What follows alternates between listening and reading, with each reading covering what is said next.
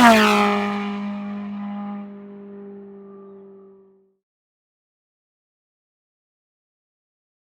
up, everyone? Welcome to the Downshift. My name's Ethan, and this is Rahim. And today we're going to be talking about a few cars that Rahim is looking to buy. Let's get right into it, Rahim. Yeah, so to begin with, this is my category for finding the best daily. And the first thing is, first of all, the price. It can't be too pricey. I'm not looking at no M3, M2s, like no Beamers. The second is reliability, right? I need this car to be drivable every time. Like I can't be worried about this car turning on or like leaving me stranded in the middle of the road. And then the third thing is, does this car get good gas efficiency? Like sort of not like 20 is okay, but like 10, 8, like Hellcat efficiency? No, I don't want that in my life. And we still commute, like as we are college students, so yeah. We kind of have to have the aspects of, Yeah. the best decision or the best in between. Yeah, for sure. And can't be going to the pump literally every 2 days, every day. So that's my criteria. And the cars that really fit this to almost a T, like there's pros and cons, are the Subaru WRX STI, the Honda Civic Type R, and the Honda Civic Si. And let's get right into it. Let's talk about the WRX STI. So this car, I absolutely love the styling of it. Like absolutely love it. And specifically, I love the 2015 to 2021 models because I want it to be sort of modern, but like not too like old looking. You know what I mean? I want the car to feel fresh and stuff. And I feel like the 2015 to 2021 does a great job in its styling, especially with its front scoop and the wing. That's like the most important thing to me for some reason about the STI is I love the fact that they kept the wing on. Ever since, back in the day, the 2.2 Beast with Colin McRae and Rallying Car, they always have a wing. And the styling is just beautiful. Now, one of the biggest drawbacks of the WRX to me is the rims, specifically the 2017 to 2021, just because they don't look good at all. In 2015 to 2017, they had BBS forged rims, and I don't know why after that 2017 to 2021 they just decided, no, we're gonna put on these nasty alloys. I really don't understand it at all, and it doesn't make sense to me. But other than that, that's an easy fix. That's literally an easy fix. Go and get me some aftermarket rims.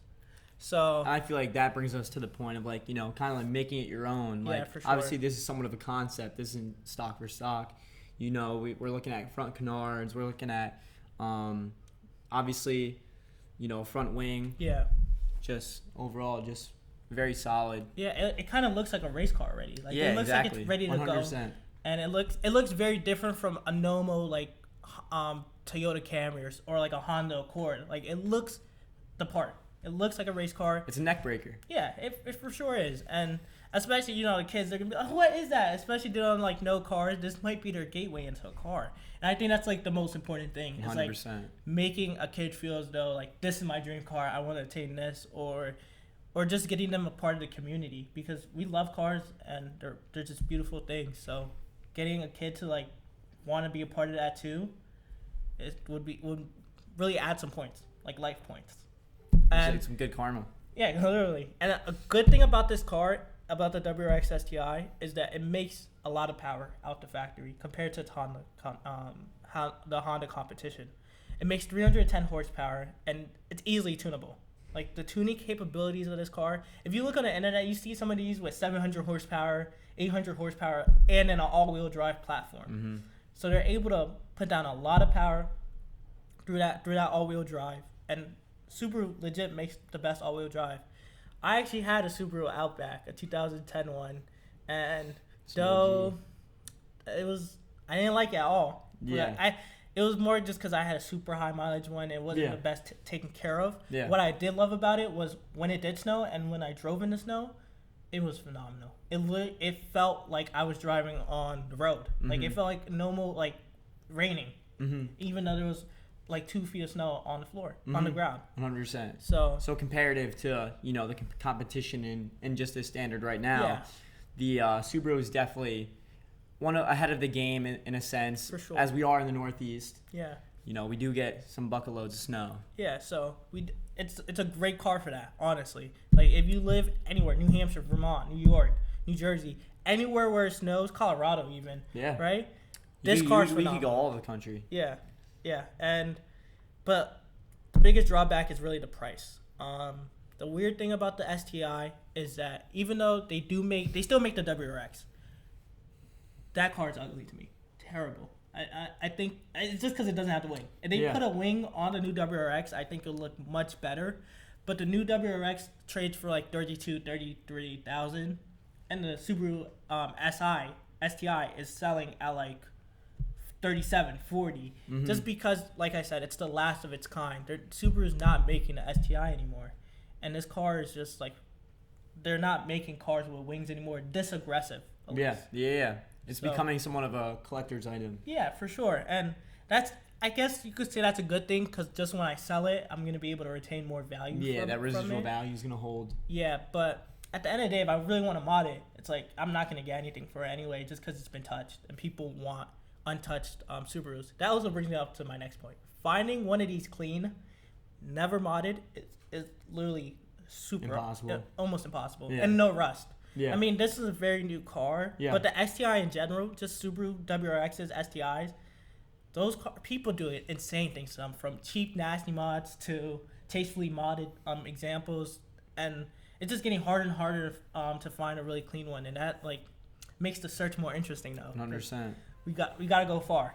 We gotta go far, especially if it's all about the journey. Yeah, literally. And that's kind of what back to our point of, you know, creating a build that's yours, that represents you. Yeah. And so it's more than just a car. It's like something that you can kind of express to the community, expresses yourself. Yeah. I mean, what would you say about this concept specifically? Like, how do you feel about this? I would say that it lays a beautiful groundwork. Like the car already looks really good style wise. Like it looks phenomenal styling. So you don't really have to like throw a wide body kit on it. You know what I mean? I think the biggest things, changing the rims, lowering the car, making it sound good, because we all know, like, emissions and stuff like that, cars are starting to sound very muted. Yeah, 100%. So, like, getting that getting into more that hybrid route of, which is kind of, you know, not the greatest path. But it's fine, you know. It's fine for certain cars. Some cars are better off as hybrids. Like, some cars make sense. It makes sense to make a Toyota Camry hybrid. What doesn't make sense is to make, like, a Lamborghini Revuelto hybrid. That doesn't make sense. But you know, some cars make sense, and as someone that owns a hybrid, I see why it makes sense. Like 45.5 miles to a gallon, like, you know, you can't beat that. Can't beat that. But another thing about the STI, like I said, super hard to find a clean one. When you do find a clean one, they're asking crazy money for it, like literally crazy money. But the great thing about the car is moddable, super moddable. Like what people do to that STI is borderline super creative. It literally is the expression of them. Whether they have a wide body, I don't really like the wide body thing that they be doing to it, but whether they have a wide body kit to it, whether they have like some, you know, aftermarket rims, it just looks very put together once it's modded. And that's one thing that I really want to do to my next car. I want to make sure that it tells me, like it speaks to me. It doesn't speak to another person, only speaks to me. 100%. But moves on to our next point, which is the Honda Type R. Now, one thing I love about the Honda Type R, specifically 2017 to 2021, is the fact that this car literally looks like a 16-year-old literally like made it. It looks like a 16-year-old ricer kid just went stupid on mods, and this is fresh out the factory. Yeah. And I think we're like moving away from that because like the new Honda Type R, they're trying to kind of conform to this overall standard of the car community where it's basic. Like we're not getting this type of aggression anymore. We're not getting like a true Honda JDM look. Yeah. They're taking off the super aggressive. We're not taking off, but you know, changing the traditional aggressive style rear wing. Yeah. We're not getting, you know, I don't know. We're just not getting the same concept that I feel like we once were. And I agree with you on that. Like the new Type R literally looks like it's in a business suit, and this one looks like it's in some sweatpants and some crazy shirt. Like this, this is what people want. I feel like I really do. Even though let's be honest, the new Type R, the Alpha 05, super competent, like super competent. Like Top Gear actually wrote an article about the new Type R and like their the track times, and his car is faster than a Bugatti Veyron around the Nürburgring. Yeah, it's faster than a Pagani Zonda around the Nürburgring, and those are multi-million to high hundreds of $1,000s cars, and Honda Type R, that's what 45,000, 50,000 new, is able to beat them. It's remarkable engineering. So that's something about the Type R. It's just like it has that heritage that, like, JDM underdog, we're gonna go fight above our weight class. 100%. And they be beating them up. And like I said, the styling of the car, so aggressive. Even though it's a front-wheel drive car, and we just talked about a platform that was all-wheel drive, I still think that it still has the grip power to like really throw into a corner. Some good tires, especially, because we are still thinking from a daily perspective here. Yeah. I mean, it's still creating a good amount of power in comparison to that Subaru counterpart. I mean, as you were saying, suspension tuning is definitely amazing. Yeah. Corners super hard. And it looks great. Yeah. It looks great. Super clean. Interior super clean too. Very, it just has that sense of sport style that you do look for. Yeah, them seats look like they'll really hug you compared to like the other things. Like I don't know why Toyota also thought that they could come into this arms race with Honda with the Camry TRD. We were talking about that. And I really don't see the point in a Toyota Camry TRD because the Honda Civic Type R has way more feedback because it's a manual one. Yeah. It's around the same power, like 300 horsepower, weighs way less, and is literally a track car, like a track car that you could take to the street. It has that heritage behind it. It has a Nürburgring track time to prove itself. And like I feel like the Toyota Camry TRD really has nothing. Because the TRD brand, what we think about is a Tacoma. Yeah. We literally think about the Tacoma, the Tundra, or a 4Runner. We think about off-road. We don't really think race. So that's what I really love about the Type R is that as soon as you look at it, you're about to go to the track. Or you're about to make the road your track. And it has the capability of pushing that high-end power that, you look for, especially when in getting somewhat of an OEM plus look and, kind of continuing to get in that 500 horsepower range. Yeah. It's definitely achievable in the Type R. Definitely achievable. And you already start off with a great platform. Like, for a front-wheel drive car, it's already making 300 horsepower. And this is a Honda, right? Honda's making this. And another great thing I love about it is that the wing. It has a wing in the back. That automatically yells race. Automatically. And it's a hatchback. So you get the practicality. And like the Prius I drive right now, it's technically a hatchback. Yo, that car is super spacious. Yeah. Super spacious. Like able to fit luggage, people. Like it's just so practical. And I feel like that Honda, the Type R is going to bring that practicality that I have from the Prius. But also give me a more engaging drive because it's a 6-speed manual. Be way quicker. And it's going to be way more enjoyable for me and for my passengers. I'm still going to be able to... I have like 3 siblings. So, that's a big family. I'm still going to be able to bring the cousins and my siblings with me everywhere we go. So that's the nice part about it. So if you had to get into some cons on the Type R, what would you say are kind of some of the negative aspects that you see or that you've heard of? That I heard... Well, a lot of the community says that the tires that come with the Type R, like the rims, they're just too low profile. They're there's no tire on it. Like if you look at that image, there's no tire. Where's the tire? It's not there. Yeah. So you drive. We're in New York. There's potholes everywhere. As soon as it snows, the road literally looks like it's breaking apart. Yeah. So that's a big thing about the Type R. Is as soon as you get it, it's like you're gonna change the tires. You're gonna change the rims. Mm-hmm. And I'm okay with that. Like I said, I want to personalize it, but what I'm not okay with is the price. Yeah. Because these Type Rs, like especially 2021, where it's a very special car, and even the new Type R is very special. People love Type Rs. Enthusiasts love Type Rs just because they're so practical, fast, and you could take this anywhere. You could literally take the car anywhere. Just put some snow tires first, because like I said, front wheel drive. But they're super expensive. They're around the same price as the STI, so if I'm gonna get like either a STI or a Type R, what's going to come down to, it's really like, which one I find first cleaner. Like, that's really the big issue. And Type Rs, it's easier to find one not, like, touched and stuff. But once again, still hard because we're getting that low entry almost sports car. Yeah. Where people are able to have the budgets to like do a lot of things compared to like Mercedes and BMW, where if you want to put a front wing on it, a front splitter on it, it's like $2,000. Yeah. Compared to a Honda, where you could get on like marketplace for like 200, 300, Yeah. and there's just a big support for it because it's already an inherently cheap car. So, I guess that's the biggest drawback, really, the expense.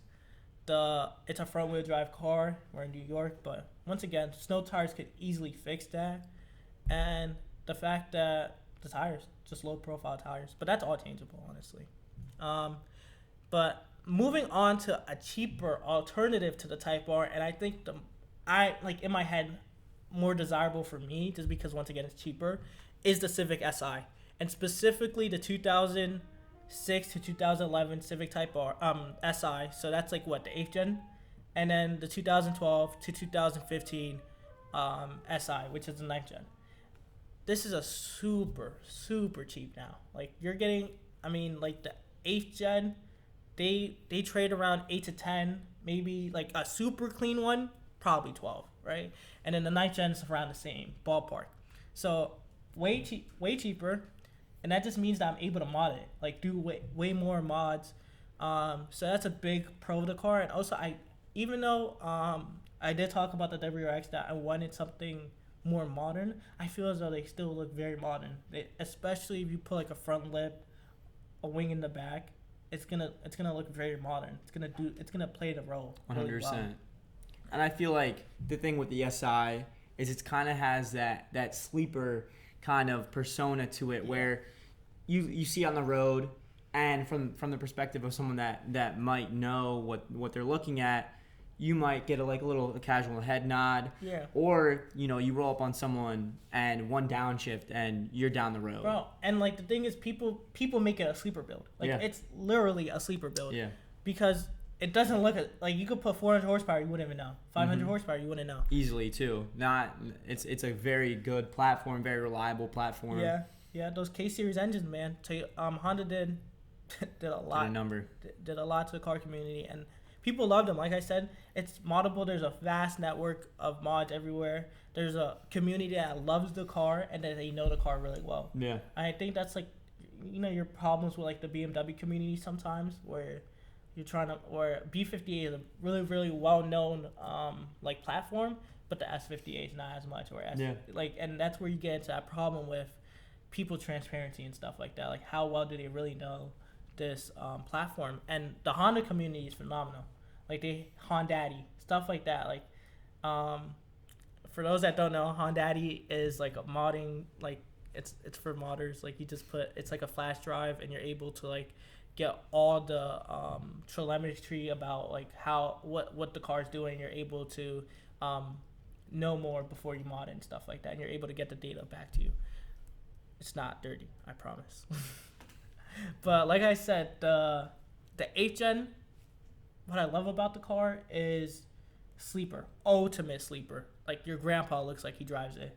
But like I said, the modding potential is insane, and they have a very special edition at 8th gen. It's called a Mugen. Super rare. I think they only made like 1,000 or something like that. Super rare, but it literally comes out the factory looking like a race car. They changed the rims, they added a body kit to it, and it looks phenomenal. Like over here, Bring a Trailer just sold one with 18,000 miles, $40,000, right? So once again, you have that value, that residual value, and it's gonna be a really good car to resell once I'm done with it, because 1,000 made, but also finding a clean one is almost impossible. Earlier in the week, we actually found a clean one in Vermont or something like that. Yeah, it was Vermont. Yeah, garage kept. It didn't seem like there was any rust. Yeah. That's what the post claimed. Yeah. It was cheap too. It wasn't bad. It was 60,000 miles, right? Yeah, 60,000 miles. Yeah. It was competitively priced and phenomenal car. And someone bought it. I tried to find it today. Someone bought it. Yeah. We're gonna put you guys on. Yeah. Literally, go buy it. It's so good. But someone already bought it. And like I said, Mugen literally brings in the biggest weakness about the SI, the fact that it looks like a normal Civic. There's not that much differentiation between a typical Civic and the SI, and the Mugen just solves that right away. But once again, quite expensive. there's only been 5 that sold on Bring a Trailer or something like that. Like when they're for sale, it's super rare. And finding a clean one, once again, super hard. I searched up a Mugen on like Facebook Marketplace and found a couple, but some of them were like terrible condition, like clapped out, hoopties. Yeah. Hoopties, and they were trying to charge $12,000 for it. Yeah. Crazy. But yeah, so I mean, if you're gonna get into some pros and cons of, I guess, the SI overall for this generation, what do you think would be, your take on the differential between this and another car? Well, the Pro, first one, it's the cheapest one, right? Yeah. And we care about the price. You do. Another pro is the modability, is that you're able to do it at such a cheap price already. You're able to get in the car for a cheap price, but you're also able to mod it. You're able to do quality mods at a cheap price. And a big con of the car is the interior is kind of nasty. You know what I mean? You don't get the Apple CarPlay. You don't get Android Auto. You don't get stuff like that. You don't get creature comforts that you get in like normal cars. You don't get heated seats. Mm-hmm. Yeah. But at the end of the day, that's fine.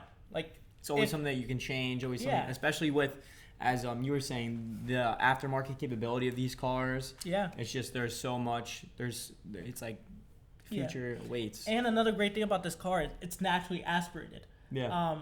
New, like the WRX STI is not, the Type R is not. So it's just getting in a platform where you could do so many changes to it. You don't have to. You could do a supercharger. You could do a turbocharger. It's like fully customizable. And it's a high revving motor that'll shoot up to 8,000 RPMs. Yeah. Reliably. Yeah. You're not gonna. I mean, you could blow it, but let's hope not. Let's hope not. Knock on wood. Knock on wood. I don't blow it. But like I said, it's just this car feels like I'm playing Forza. Like, when you customize a car in Forza Horizon, like car games, it literally feels like I'm getting a fresh canvas. I could literally do whatever I want, just because of the entry price.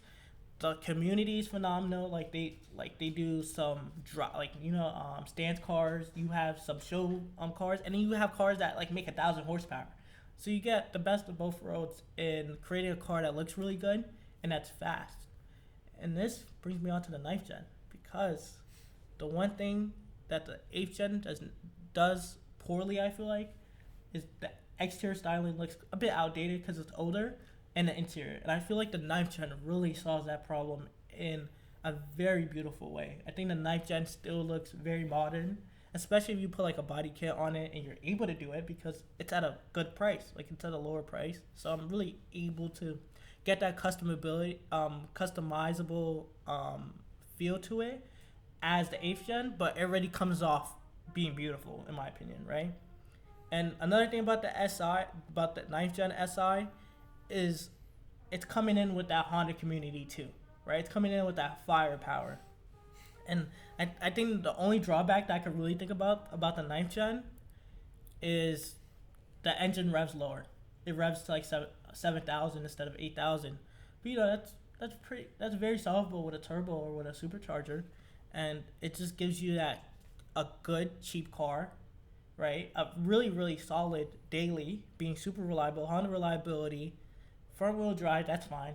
Put some snow tires on it, and you can make a hell of a power, and it looks good. So I really don't, as of right now, I really am leaning towards the 9th gen, just because of all the things I listed, and I can't really think of another car that might check in all those boxes. Yeah. I think the only thing that I can think of is the 8th gen SI. But once again, SI on top. And that brings, it's a beautiful thing that you're able to make that much power at such a low price. Because you throw on a supercharger or a turbocharger, you're talking about 350 horsepower in a car that weighs, 3,000 pounds? Yeah. That weighs nothing. And you're able to make so much power. And it's really unbeatable, I think, at the price range, especially. Yeah, 100%.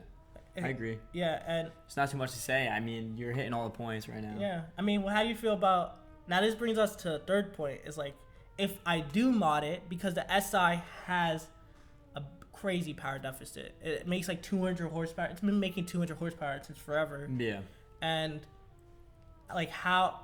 That needs to change right away. I'll tell you that right now. It needs more power. And I think that's a big reason why people turbocharge or supercharge. So what do you think of turbocharging versus supercharging? So in my personal opinion, this is a discussion that me and Rahim have had personally.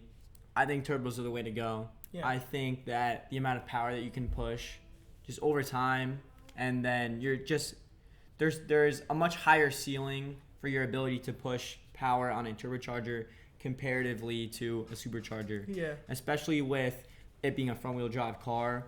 That low initial torque might not always be your best friend, especially coming from a perspective of, you're at a red light, things happen. So, I mean, I like the idea of turbos playing catch up, and I think its practicality is just a little more applicable when comparative to a supercharger. Yeah. But I see it both ways, and I mean, Rahim showed me some builds of some supercharged SIs. They're pretty clean and something that you don't see every day. So I can definitely appreciate the idea. Yeah, it's supercharging to me feels, especially in a SI or even a Civic. Every time you think of boosted Civic, what goes into your head? Turbo right away. So I think supercharging it just adds something completely new. It's gonna be super unique, and it's gonna be something that it's like expressive.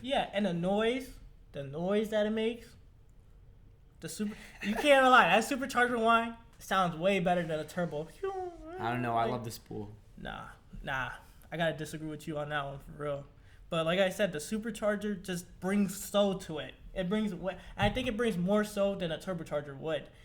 And you made a great point about like the turbo, like you're not gonna shoot through front tires as much. And if I were to supercharge, I wouldn't have a high threshold because superchargers have more boost that they give off, and even though the more boost, that's an inverse relationship to reliability.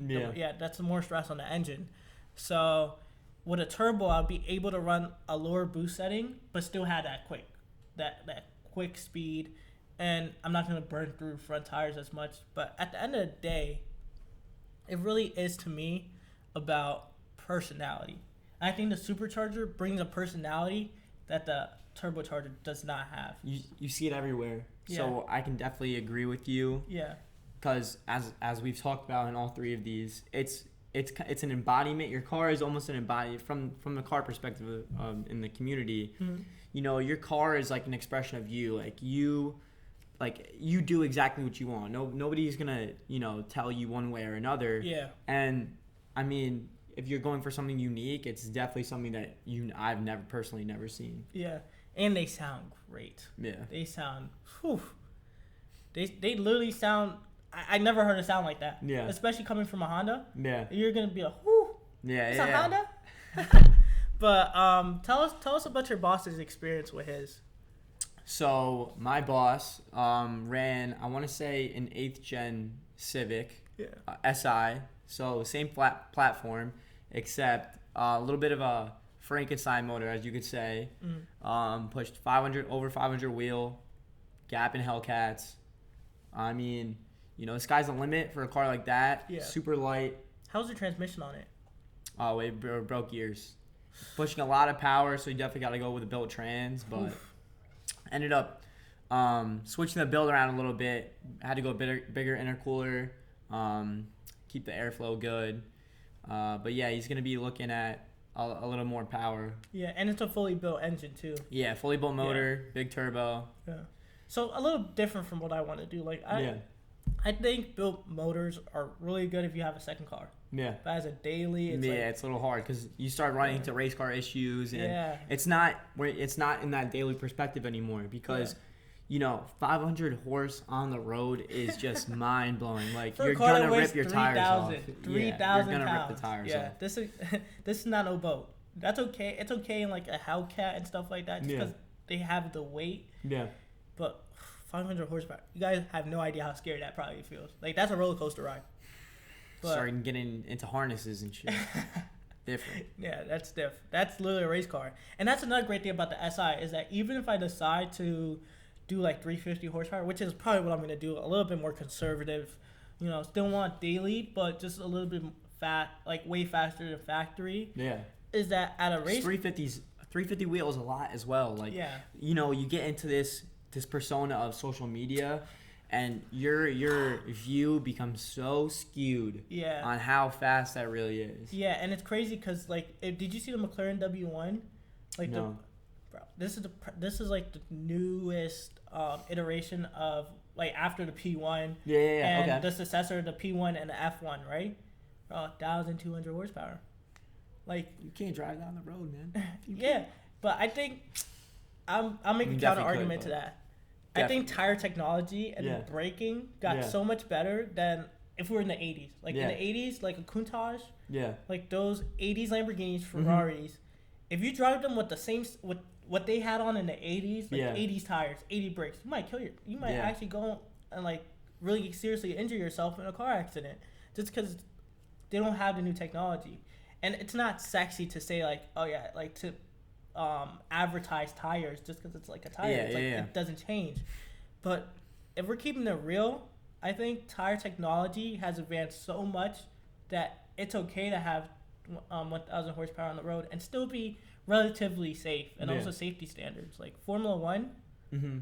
yeah, did you see Roman Grosjean's crash in like 2019? The car literally split in half. Literally split in half and blew up right after. Yeah. And Roman Grosjean still lives to tell the story and still Yeah. walks and still functions as a Yeah. human being. Like it's kind of crazy how far we have come in technology that I think 1,000 horsepower from a production car is safe. Yeah. But 1,000 horsepower that your grandpa made in his garage, Yeah. Off the Supra. literally off the Supra. 1,000 horsepower in a Supra without an agency to like really check the work and without crash testing, without proper harnesses and Yeah. stuff like that. There's Then- no precaution. It's just Yeah. power. I mean, New York, unfortunate thing about New York is that if we have a check engine light, you can't even register the car. Yeah. But like you go to like states like like Montana and stuff Yeah. like that where you could basically do whatever you want. I When would it assume comes, Texas. I think so. I would think so. assume. I don't know. I'm But not sure, I though. would assume Texas because they just Don't fact check us. yeah. I would assume Texas because they allow people to have like crazy animals Yeah. and stuff like that, Yeah. like zebras and stuff. So, if you go to if you go to these like other states, you're gonna see crazier builds because they're able to push the limit way more than in New York because they don't have to pass a safety inspection. You could have like drum brakes on a car that makes 1,000 horsepower, Yeah. and in New York that's just like no. And also where are you gonna put that power? Yeah. That's also something I thought about. Like, if we get to that 500 horsepower conversation, where am I going to use 500 horsepower? Literally, where? I think 350 is, like, way more usable. It's going to be more enjoyable. Because when we talk about 500, it's like, I'm not going to have tires. I'm not, like... It's gonna be expensive to get there. It's gonna be expensive to it's get going to there. be more expensive to get there than 350. Like, there's no really big difference. I'm not trying to go 1,000 miles per hour on the road. Yeah. You know what I mean? There's speed limits. There's things. It's more like how much engagement does this car give me? And I feel like how much fun can you really have? yeah, what's your max fun? And I feel like when you get to that 500 horsepower, 600, it's like it's probably gonna be the same amount of fun as a 400 horsepower car, 350, unless you're tracking it. Track, different story. Different story because you could just go insane speeds. But let's talk about the Toyota Supra. Let's talk a little bit about I'm that. really excited for it. I'm not gonna Yeah. lie. So Toyota has decided to enter into a supercar championship in the supercar touring championship in New Zealand and Australia, and that automatically means that they have to create a VA because that championship only requires a VA. And like, what are your thoughts on that V8 Supra? So, as we've had a conversation many times, because this is a concept that, we kind of looked into and we thought, wow, like this has to be a talking point. Yeah. V8 Supra, it's just something we've never seen. Yeah. You hear all these things. We heard a little bit of what is it, S63? We heard what was going to go into it. We heard, but then you look back at the 2JZ, the B58. It's like oh my gosh, 6-cylinder turbo concept. It's what the Supra is known for. Yeah. And bringing the V8 in, it's definitely a little bit of controversy in the car community. Especially they make it into a road car. Yeah. Because I think if they really did take what they learned from that supercar championship and they decide to make a V8 for the road, I think that's gonna actually save the Supra. Yeah. Just because it makes it different than a BMW. Yeah. I think that's the big problem with the new Supra is that what really separates this car from a BMW, it has the same engine. It's basically an M2. It literally basically it's a lesser M2. Let's be honest, because it literally makes around like 100 horsepower less than an M2, and like it's a great platform to be B58, phenomenal platform, almost comparably like to the 2JZ where you could push real power from it, but it's like if you're gonna buy a car that's $64,000, I don't think now, especially 2024, you like wait a couple years before you really go stupid on the mods. Yeah. I don't think that's what people are looking for. They don't care about the modding potential of the car. They care about how the car drives as is, or like from the factory stock. Yeah. And that B58 makes less power than the S58 that's in a M2, but yet it's around the same price, $60,000, $64,000. So I think this is the only thing that could save Toyota with the Toyota Supra, because what really changed, what makes it different from an M2? It's uglier than an M2. It's it makes less power than an M2. It's less enjoyable than an M2. It's less practical than an M2. I think they literally need a V8. Yeah, it's small. That cabin is small. Claustrophobic almost. Yes. Literally claustrophobic. If you're like 6'4", you can't even stay in a car. Yeah. Yeah. So you think that the route that the Supra is going on could be positive, very positive in a sense? Yeah, I think the V8 for sure is going to revive the Supra name because it's not going to be hard. It's not. They already have V8 products in like the Lexus that they're still doing today. And that's what they're hoping to integrate, right? Yeah, the RCF motor. Yeah, the RCF motor and stuff like that. So they're already using that synergy that they have with Lexus to create a V8, right? To create a V8 for the Supra. Mm-hmm. So why can they not just do that for the road car? Yeah. Because it's going to be even better. It's going to sound phenomenal. That growl is going to sound so good. And now you have like a new market to open to, right? You don't have the M2 market, which is very competitive, $60,000. You probably would have something a little bit higher, $70,000. And then you have the handling of a Supra. This car already handles great. It literally looks like a race car already, like a super sporty car. Super aggressive, super the body lines, everything about it. It's low to the ground. It does the part. And people that have tracked the car have been very successful in track days without it overheating. Yeah. So it already comes with a really good platform, like chassis-wise and suspension-wise.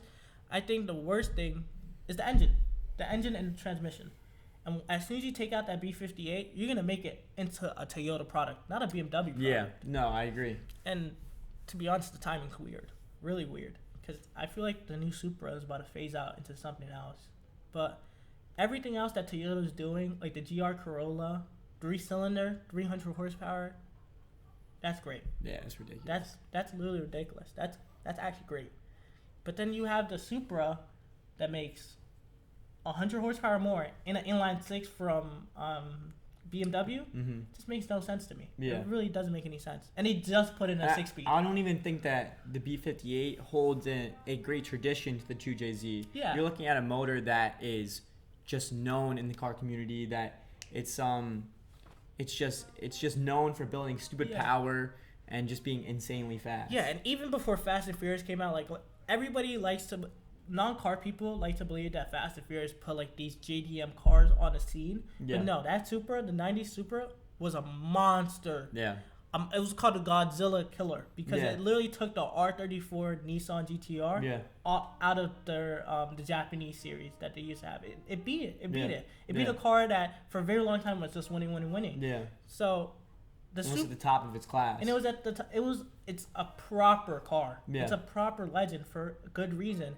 And like he said, the 2JZ, phenomenal engine. Like if we talk about top 10 engines, I think that's number one. Like literally number one. It has to be up there. It has to be just for the tuning potential, for what it did to the Supra, and what it also does for other Toyota products that have a 2JZ in it. It literally puts up those cars market price. Yeah. Just because people want to take it out and rebuild it. Yeah. Like the Lexus IS300, the old one in the early 2000s. That car, a clean one with low miles, is selling for a lot of money. Not because people like the design, but because it has a 2JZ and engine in it that has low miles, that they could do whatever they want to it. Yeah. So I think Toyota really needs to start making itself like different from BMW, and I think that's the best way to do it. A V8 is the only way, and a 6-speed manual. 6-speed manual V8 with its chassis. It'd be a monster. I'm not It's gonna gonna lie. be a monster. It would be a monster. It's gonna be a road and a track monster. With that being said, though, would you feel as though that they would need to up the tuning capability for that V8? Because as we know, the RCF is kind of done a little dirty. Yeah. It's not held up to the potential that I think it could be. Yeah, Like for sure. undertuned. I think that it's just kind of fat. It's a boat. Yeah. Like, which I like though, because it does hold that luxury aspect. But the RCF is supposed to be this high end sports model, Yeah. and you don't really see it in the power. I think the answer could be reliability, right? Lexus, Toyota, they care about making sure that this car could last 100,000 miles, 10 years, right? So if you keep making the engine have more stress on it by tuning it up and up and up, then like the best things about the phrase that they call Toyotas is overbuilt. Yeah. Right? Overbuilt, understressed. Because they have so much potential in them, but Toyota puts them at the minimum just to make sure that they last long. Yeah, which is appreciated, but in the sense of this conversation right now, I feel like they really got to roll with the punches right now and really get a big hit in the car industry. I think it could be lights out. Yeah, and for even why B58 first of all, the like I said, the M2 makes 100 more horsepower with a different BMW powertrain. Yeah. So why not just put the same engine from the M2? Yeah. So sometimes it's like that conversation that's like weird.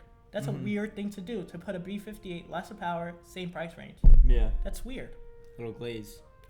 No, literally, they're literally trying to make the M2 better than the Supra, and it makes no sense. Yeah. But that's probably a strategic thing that BMW did, because they're sharing the same power plant.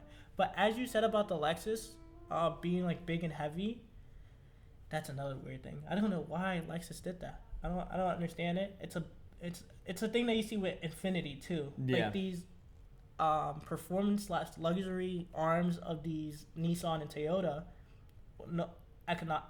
economy cars. Yeah.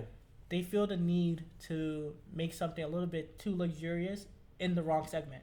Like if we're talking about RCF, V8, 2-door, you already throw away luxury right there. You throw away luxury. It's low to the ground. It literally looks super aggressive. Why does it need to be luxurious at that? And I would say that their interiors were outdated.